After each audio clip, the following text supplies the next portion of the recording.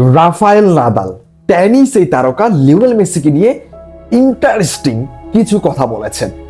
বলে রাখি আপনাকে প্রথমেই, এই রাফায়েল নাদাল টেনিস তারকা, তিনি কিন্তু আর্জেন্টিনা এবং লিওনেল মেসির সমর্থক নন।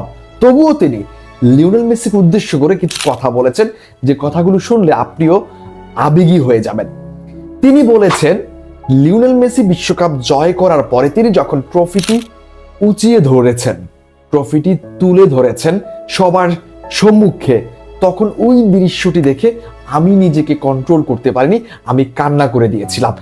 কারণ তিনি মনে করেন লিওনেল মেসি এই বিশ্বকাপটি ডিজার্ভ করত, লিওনেল মেসি এই বিশ্বকাপটি প্রাপ্য ছিল। কারণ লিওনেল মেসি এই বিশ্বকাপের জন্য অনেক ত্যাগ করেছেন, 2টা কোপা আমেরিকা, একটা বিশ্বকাপ, এবং নিজের দেশের মানুষের কাছে কটাক্ষ, এবং তাকে বলা হতো ক্লাব লিজেন্ড। এই সকল কিছুকে পেছনে ফেলে তিনি বিশ্বকাপ জয় পাওয়াটা লিওনেল মেসির ডিজার্ভিং ছিল, তিনি প্রাপ্য ছিলেন, এরকমটাই মনে করছেন রাফায়েল নাদাল। সো একজন মানুষ যিনিও অন্য একটা হচ্ছে স্পোর্টসের সবার সেরা, তিনি আসলে লিওনেল মেসির সমর্থক না হয়েও তিনি মানছেন লিওনেল মেসি এই বিশ্বকাপটা ডিজার্ভ করেন, তিনি এই বিশ্বকাপটির প্রাপ্য।